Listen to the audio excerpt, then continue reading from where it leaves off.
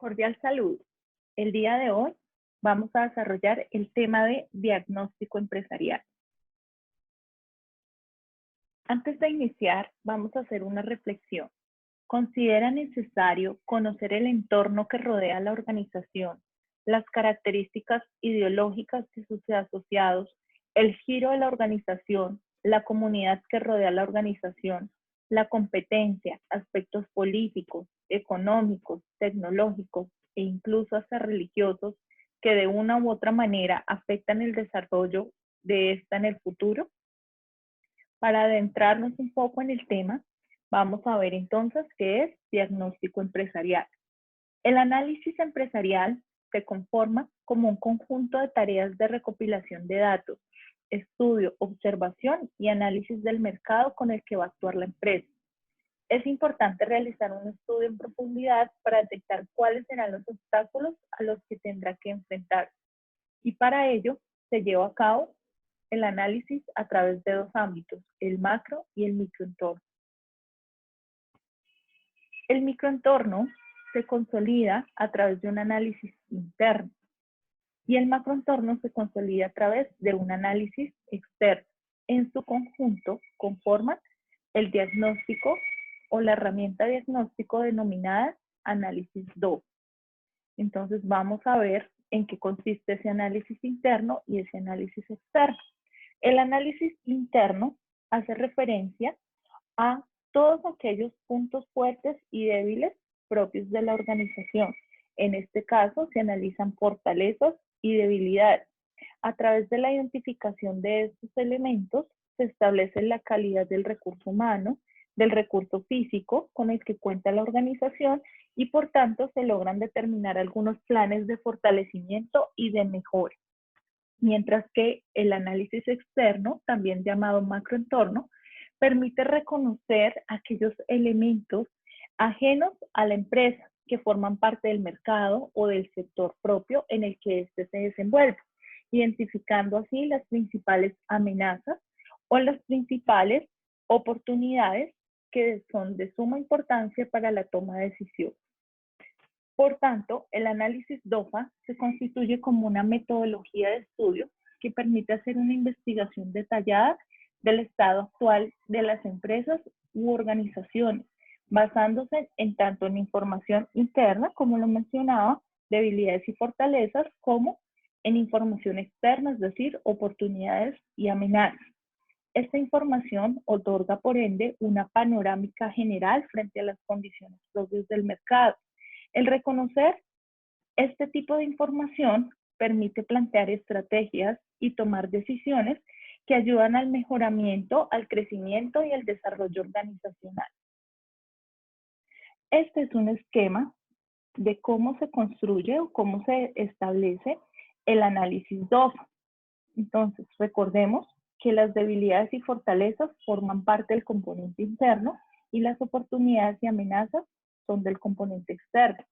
Las debilidades en sí se constituyen como aquellas situaciones internas, es decir, propias de la organización, que dificultan el logro satisfactorio de los objetivos que ésta se ha planteado.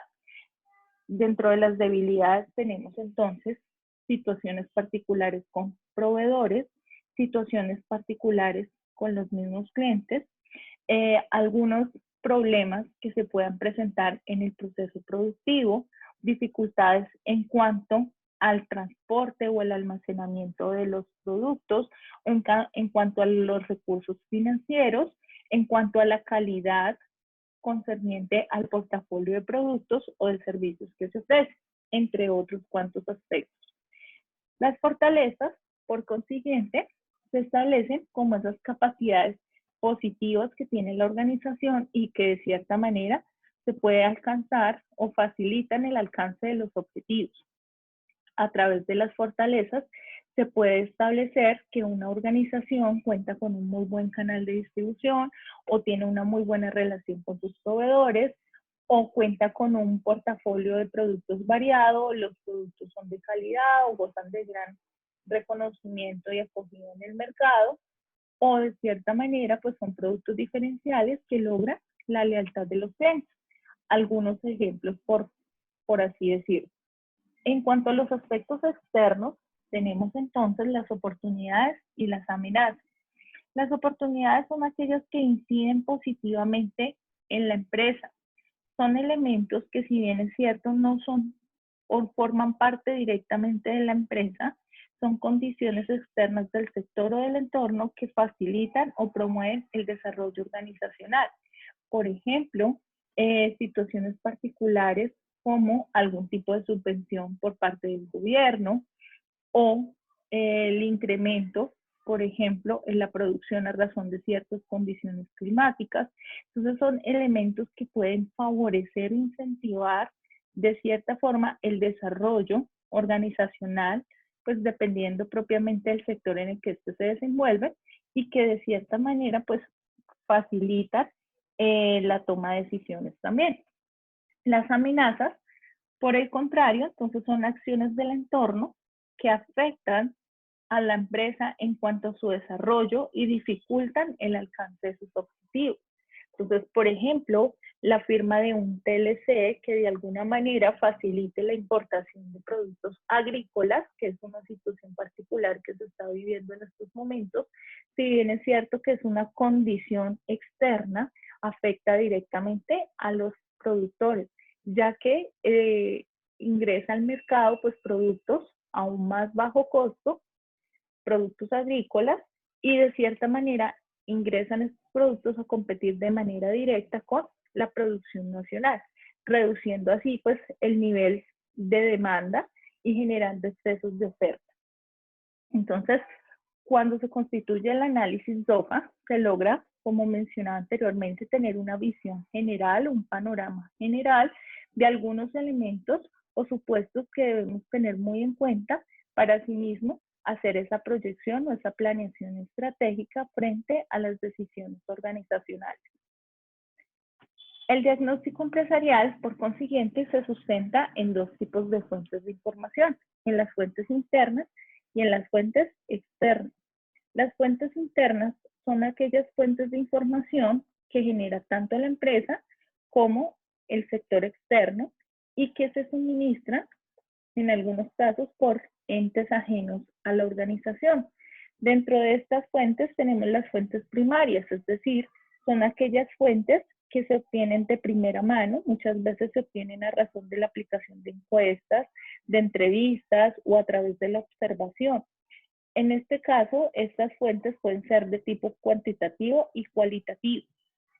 De tipo cuantitativo se obtienen a través de algunos métodos que permiten precisamente cuantificar la información, es decir, a razón numérica, y cualitativos, entonces ya vienen más ligados a la obtención de información a partir de la observación o del análisis.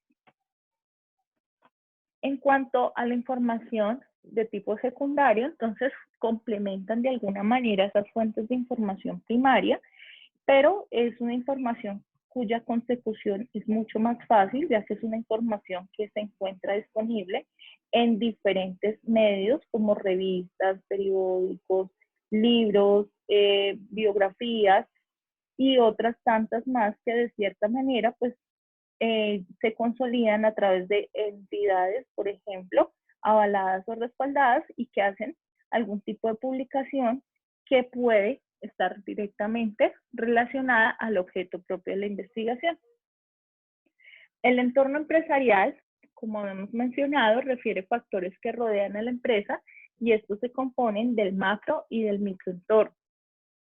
Por tanto, el macroentorno, como su nombre lo indica, está conformado por aquellos factores macro, es decir, factores externos, como lo son fuerzas demográficas, económicas, naturales, tecnológicas, políticas y culturales, que de cierta forma afectan el entorno mediático de la empresa. Entre las fuerzas demográficas, algunas de las variables que pueden aportar o que de alguna manera pueden impactar el desarrollo empresarial son, por ejemplo, las tasas de natalidad, el coeficiente de Gini, los niveles de escolaridad En cuanto a las fuerzas económicas, entonces tenemos entre las principales variables el Producto Interno Bruto, el Producto Interno Bruto per cápita, las tasas de desempleo, los niveles de ingreso por, digamos que por ciudades, por zonas.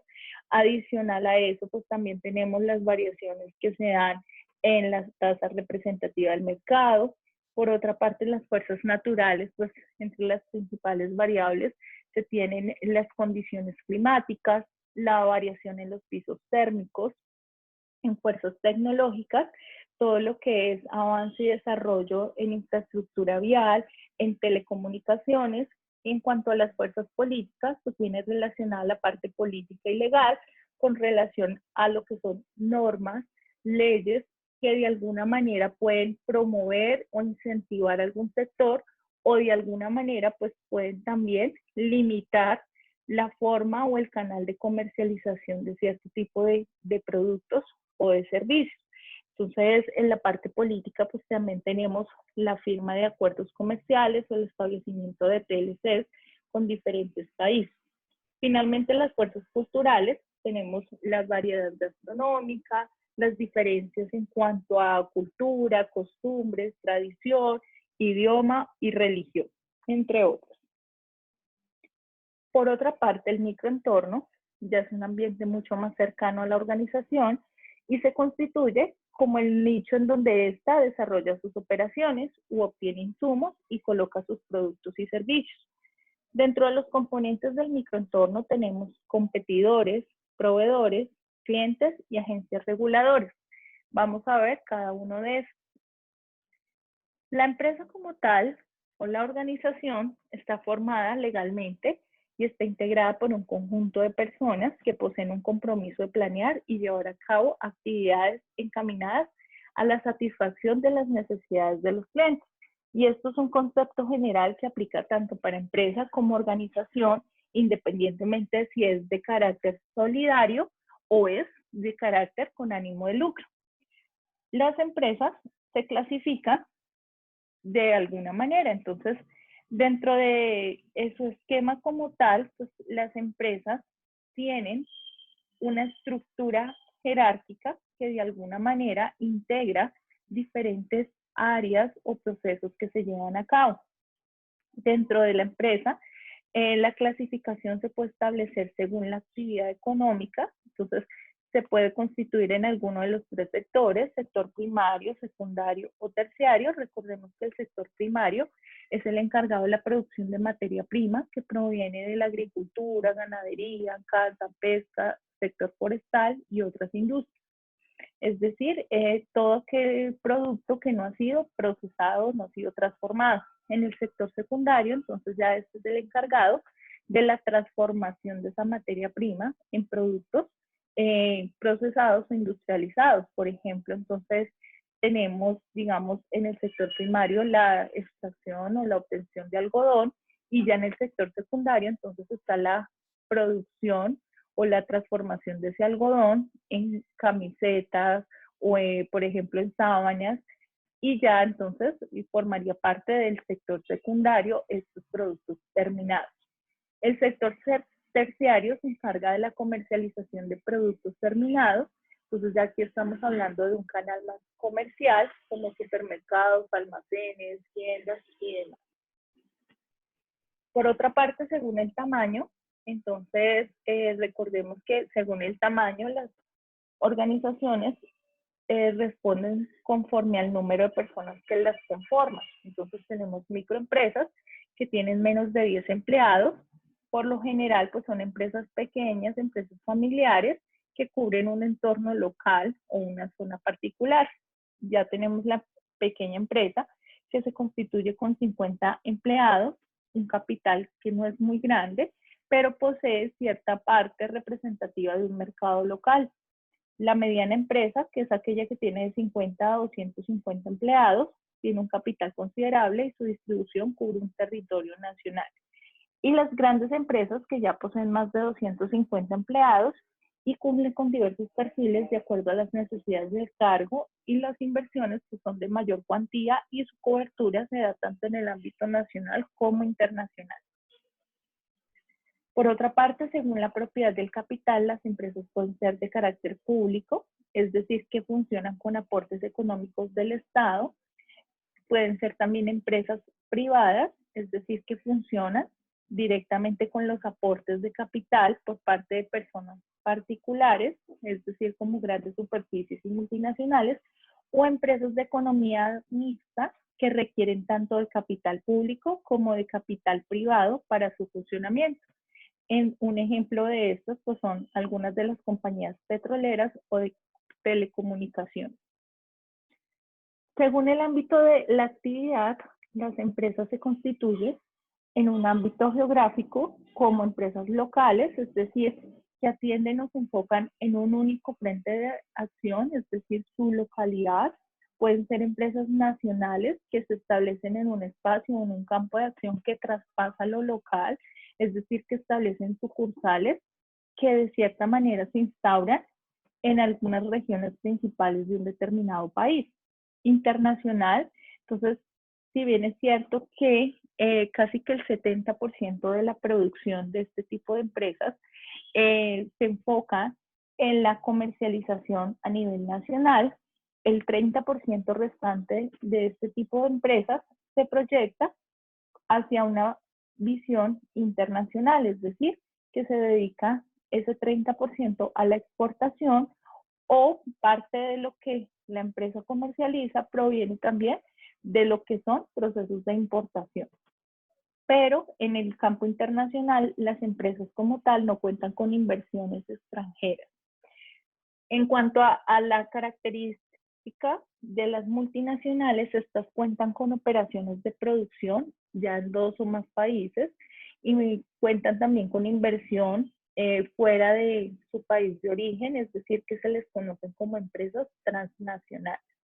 Finalmente, las empresas globales tienen localizaciones, centros de distribución y plantas productivas distribuidos en diferentes ámbitos geográficos en distintos continentes. Cuando hablamos de casa matriz, nos referimos directamente al centro de operación principal de toda empresa. Entonces, las empresas internacionales, por lo general, pues tienen la casa matriz en el país donde se constituye, pero tienen operaciones de tipo comercial en algunos países. Las multinacionales, si bien es cierto, tienen su casa matriz en un país específico, también operan o desarrollan algunos procesos como fabricación o ensamble en uno que otro país. Y las globales pues ya establecen como tal pues toda una operación en diferentes continentes. Según el destino o beneficio, entonces dependiendo del tipo de capital y sobre todo de cuál es el objeto final de este capital, entonces tenemos empresas con ánimo de lucro y sin ánimo de lucro. Con ánimo de lucro son aquellas que prestan un servicio con el fin de obtener un beneficio y sin ánimo de lucro, entonces si bien es cierto que este tipo de empresas pues, u organizaciones requieren de un capital y requieren de la generación de algún tipo de ingresos o algún tipo de fuente de ingresos. Para su sostenimiento, el objetivo principal no es precisamente la maximización de la rentabilidad o la generación de ingresos, sino que van encaminadas más hacia un bien social. Entonces, dentro de este tipo de organizaciones es que se establecen las asociaciones, cuya función principal está encaminada a satisfacer un bien de impacto social mediante la prestación del servicio, la comercialización de algunos productos y sobre todo el desarrollo de algunas actividades que por lo general se generan a modo comunitario. Según forma jurídica, entonces las empresas pueden ser unipersonales que tienen un único dueño, el cual destina su capital a una o varias actividades mercantiles. Pueden ser sociedades colectivas que de acuerdo a su constitución, estos tipos de empresas constituyen un capital y este es recibido y administrado de manera solidaria por los socios que la conforman. También pueden ser cooperativas, donde se establecen como asociaciones autónomas conformadas voluntariamente por muchas personas que buscan el bien común. Pueden ser comanditarias, en donde el capital se divide en cuotas iguales por quienes la conforman y cuya responsabilidad es limitada porque no se extiende más allá de los aportes de estos, o pueden ser sociedades anónimas conformadas por un capital económico denominado fondo social que es suministrado por los accionistas y cuya responsabilidad jurídica va hasta el monto de sus acciones. En cuanto a proveedores, los proveedores constituyen un eslabón importante de la red de transferencia de valor de la empresa al cliente. Entonces, recordemos, en microentorno tenemos pues como eje principal empresa, le siguen los proveedores. Entonces, estos toman gran relevancia ya que otorgan los recursos que toda empresa u organización necesita para poder producir sus bienes y servicios.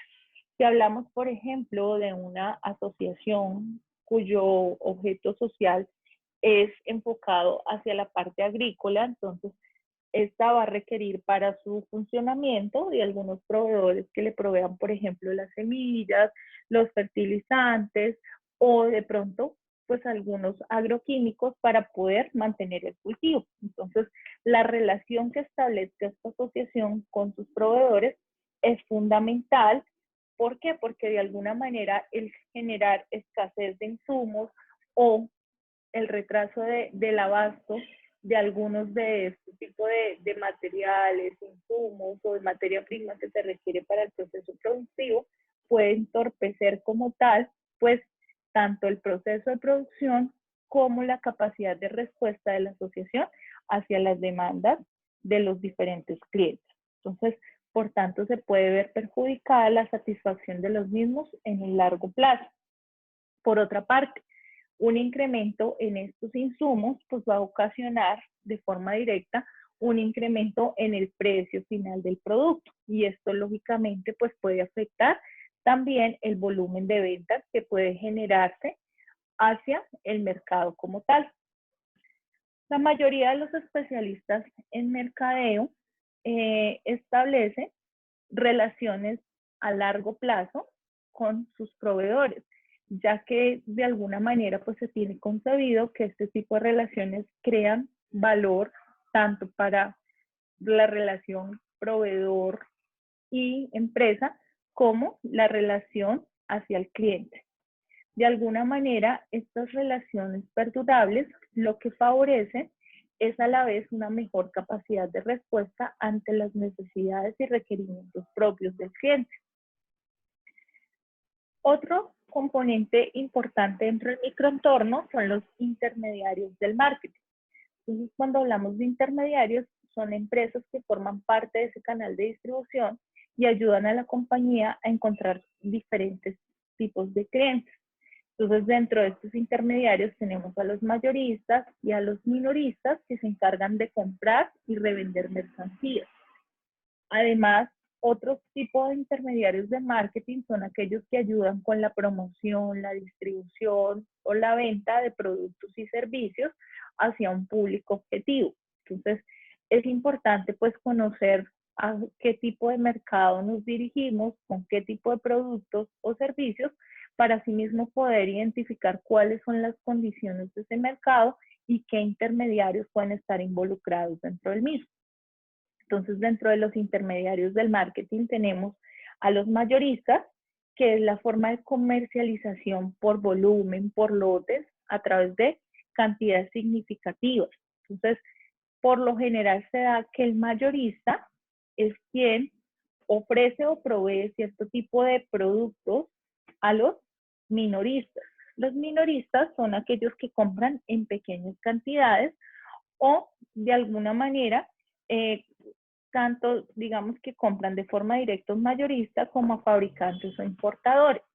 Sin embargo, pues el minorista, a diferencia del mayorista, vende también, como se denomina, al detal o al menudeo, es decir, en pequeñas cantidades a un público general. Y por lo general lo hacen a través de la comercialización en espacios físicos llamados tiendas o digamos que mercados o almacenes. Un ejemplo del canal mayorista, por así decirlo, Corabastos. Entonces, Corabastos compra los diferentes frutas, hortalizas y se abastece directamente de los productores agrícolas. Este mercado, a su vez, revende a una serie de minoristas establecidos principalmente en plazas de mercado de las diferentes ciudades de Colombia.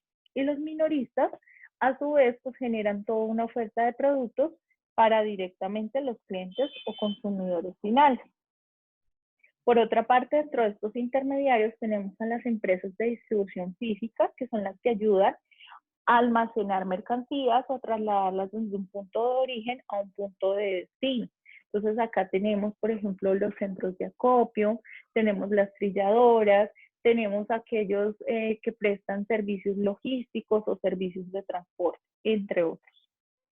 Las agencias de servicios de marketing también se consolidan como intermediarios del marketing. Entonces ya estas son empresas que ofrecen servicios de investigación de mercados o funcionan como agencias de publicidad o medios de consultoría que ayudan a la empresa pues tanto a la selección de los mercados potenciales, de público objetivo, así como a la definición de estrategias promocionales y publicitarias que pueden incentivar la comercialización de determinados productos.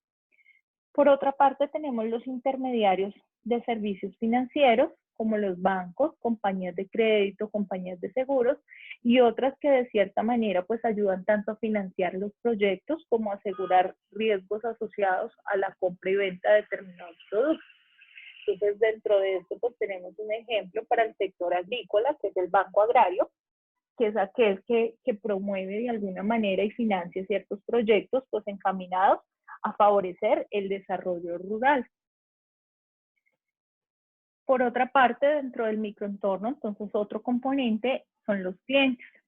Los clientes se constituyen dentro de algunos tipos de mercados. Entonces tenemos los mercados de consumo, que está conformado por individuos y hogares en los cuales se compran bienes y servicios para un uso o un consumo personal.